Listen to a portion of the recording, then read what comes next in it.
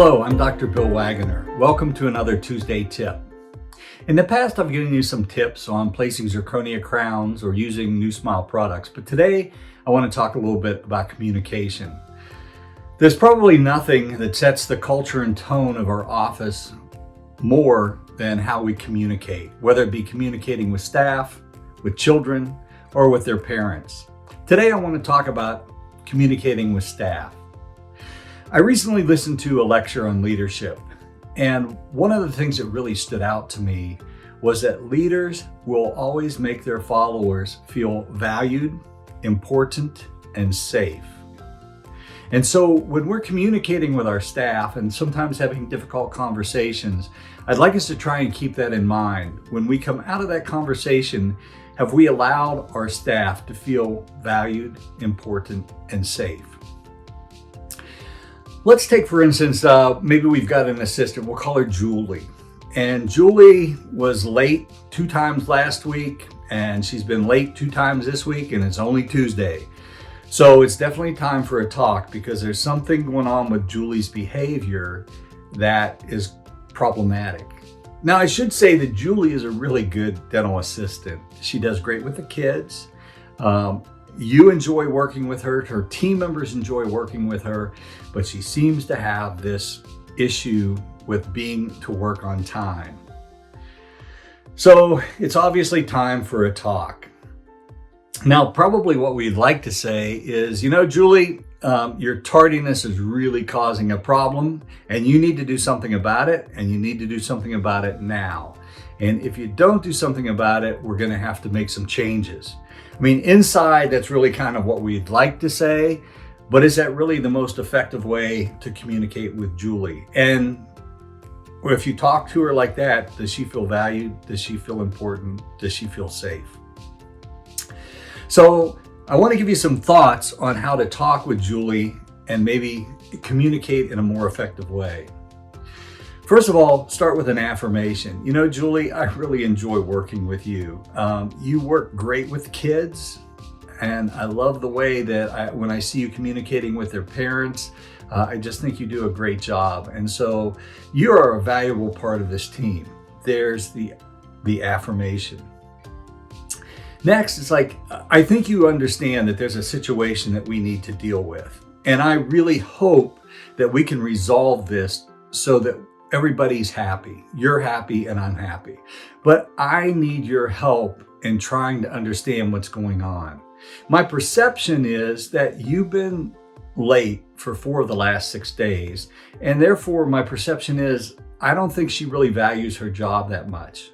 I don't think she understands what happens when people come in late.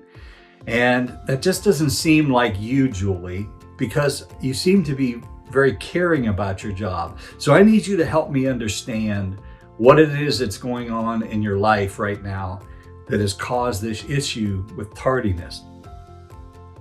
You also may want to ask them to explain to you, do you understand how this can affect the rest of the team with the behavior that you're showing, that is not coming on time?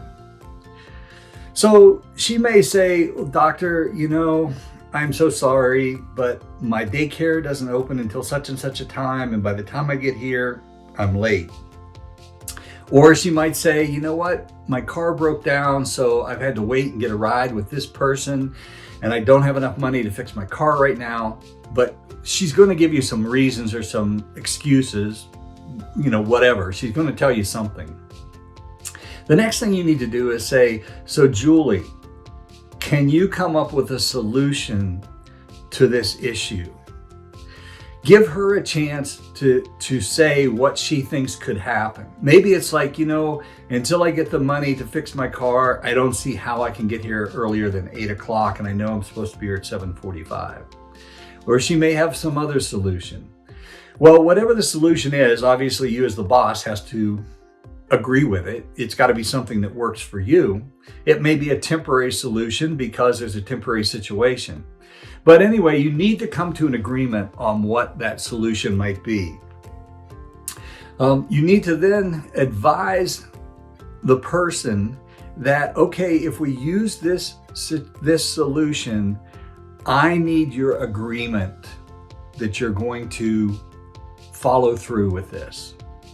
And Julie says, yes, doctor, I agree with this. Thank you so much for your understanding. The final thing then is that you need to make sure that you follow through, that you let her know, we're going to keep you accountable to this. You've agreed to it. And then you need to make sure in the upcoming days and weeks that you keep her accountable to what she's agreed to. Now, when you finish that conversation, do you think Julie still feels valued? Do you think she feels important? And do you think she feels safe? She may not feel as safe as before the meeting, but certainly you haven't put her job on the line. You've given her an opportunity to fix things. So I just want to run through the steps again once more. First of all, you started with an affirmation, telling her how she is valuable to you and to the team. Then you've described the situation of what's going on, and you've asked her to help you understand, or you're looking for clarity from her on that particular issue. You've asked her to help come up with a solution. You've then gotten agreement with her that she agrees to that solution. And finally, there's follow through, and that's the follow through that you do. Try it the next time you've got to have one of those tough conversations. But in the meantime, thanks for listening, and we'll see you next time on Tuesday's Tip.